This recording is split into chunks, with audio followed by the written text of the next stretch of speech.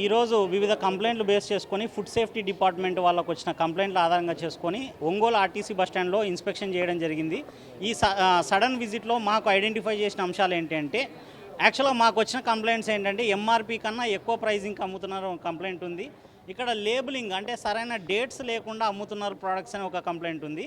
దీన్ని బేస్ చేసుకొని గౌరవ జాయింట్ కలెక్టర్ గారు కానీ, గౌరవ అసిస్టెంట్ ఫుడ్ కంట్రోలర్ గారు కానీ, మా రాష్ట్ర ఫుడ్ సేఫ్టీ కమిషనర్ వారు గారి అందరూ ఇన్స్ట్రక్షన్స్ ఏంటి అంటే మీరు వెంటనే ఇన్స్పెక్ట్ చేయండి అని ఇన్స్ట్రక్షన్స్ ఇవ్వడం జరిగింది.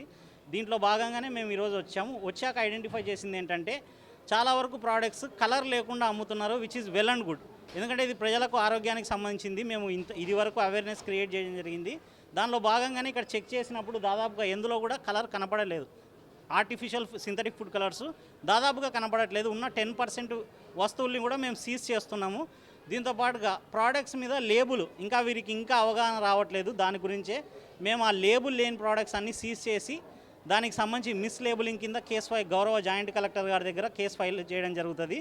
దీని తర్వాత కూడా వీళ్ళకు ఫుడ్ లైసెన్సులు లేవు, ఫుడ్ లైసెన్సులు తీసుకోమని చెప్పి నోటీసులు ఇవ్వడం జరుగుతుంది. ఇప్పుడు వీళ్ళకి ఇన్స్ట్రక్షన్స్ ఏంటంటే, దయచేసి ఎవరు కూడా ఎంఆర్పి కన్నా ఎక్కువ అమ్మకండి. ఎంఆర్పి అంటే మ్యాక్సిమం రిటైల్ ప్రైస్, ఇంకా అంతకన్నా ₹1 కూడా మీరు ఎక్కువ అమ్మడానికి వీలు లేదు.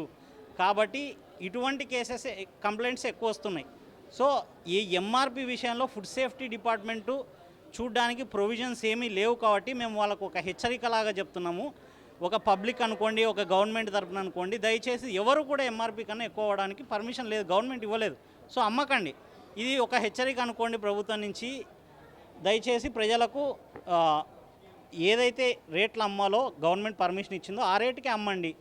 Quality food అమ్మండి. మీరు ఒక ప్రోడక్ట్ వేరే చోటు నుంచి కొని తీసుకొచ్చి ఇక్కడ అమ్ముతున్నారంటే అది ఎక్కడి నుంచి వచ్చిందో ఆ ఇన్ఫర్మేషన్ మీ దగ్గర ఉండాలి. చాలా వరకు ఏం చేస్తున్నారంటే ప్యాకెట్లు తెస్తున్నారు, అమ్మేస్తున్నారు. ఇది ఎక్కడి నుంచి వచ్చింది, ఏ రోజు వచ్చిందంటే ఆన్సర్ చేయలేకపోతున్నారు.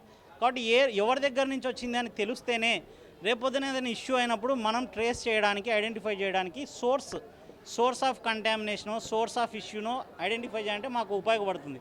కాబట్టి మీరు ఎవరి దగ్గర తెచ్చుకుంటున్నారో వ్యాపారస్తులు వాళ్ళ డీటెయిల్స్ మీ దగ్గర పెట్టుకోండి, బిల్స్ పెట్టుకోండి. నా పేరు శివతేజ, మా అసిస్టెంట్ ఫుడ్ కంట్రోలర్, మా డిస్ట్రిక్ట్ ఆఫీసర్ గారి పేరు వేణుగోపాలరావు గారు.